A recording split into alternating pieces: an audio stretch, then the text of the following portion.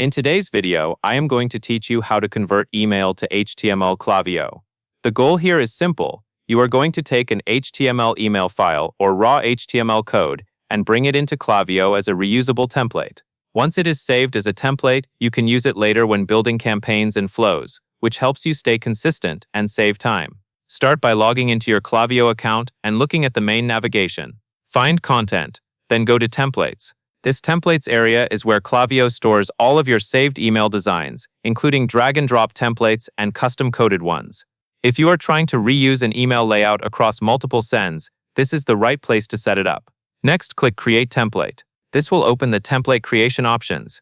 Here you will choose how you want to bring your email HTML into Klaviyo. Select Import HTML if you already have an HTML file ready to upload. If you have the HTML code copied and you prefer to paste it directly, you can select Use Code Editor instead. Both options accomplish the same thing, so choose the one that matches how your HTML is currently saved. Now enter a template name.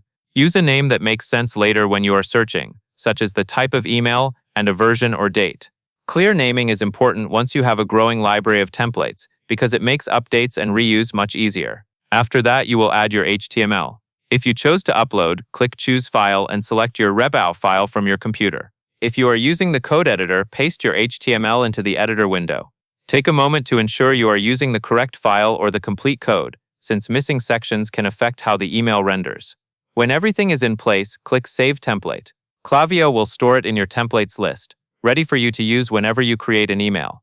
Saving also gives you a stable starting point, so future edits can be made on a copy without losing your original. That covers everything you need to know, and that is all there is to it.